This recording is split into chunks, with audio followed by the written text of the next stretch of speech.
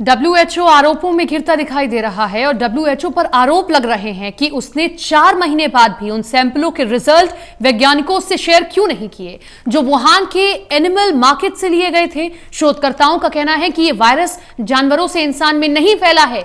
क्या यह है ये पूरा मामला, आप इस रिपोर्ट में समझिए।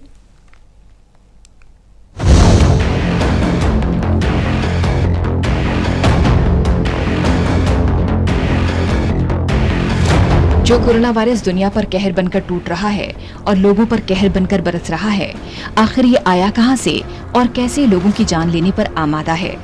जब भी कोरोना वायरस का जिक्र होता है तो चीन का नाम जरूर आता है। दावा किया जाता है कि नोवेल कोरोना वायरस वुहान के एनिमल मार्केट से फैला है।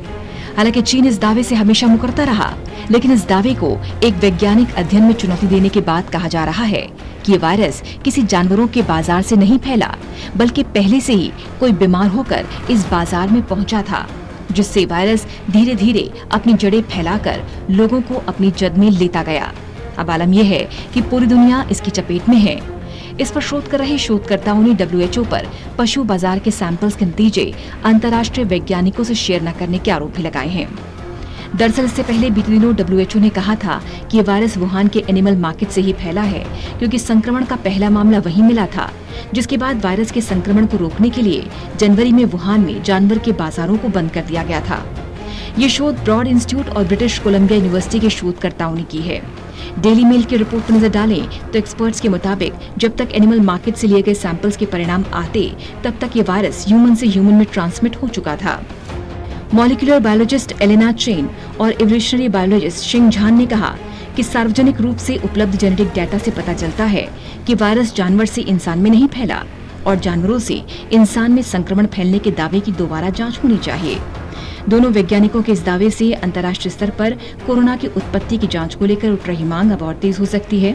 वहीं दूसरी ओर ब्रिटिश सांसद का ये भी कहना है कि हमें इस दावे की तह तक जाना होगा और ये जल्द जानना जरूरी है कि ये वायरस कहां से पैदा हुआ और अगर ये जानवरों से इंसानों में नहीं फैला तो फिर ये वायरस आया कहां से। लेकिन अब सवाल ये है कि डब्ल्यूएचओ पर सवाल क्यों उठ रहे हैं।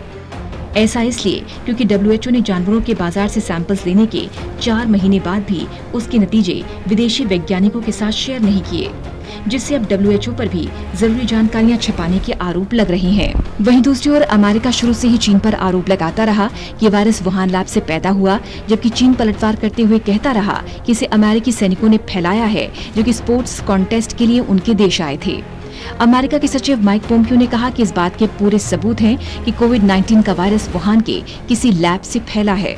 वायरस की उत्पत्ति के लिए चीन को भले ही जिम्मेदार ठहराया जा रहा हो, लेकिन फिलहाल इसके पुख्ता सबूत न होने से कोई एक्शन लेने की संभावना कम ही है।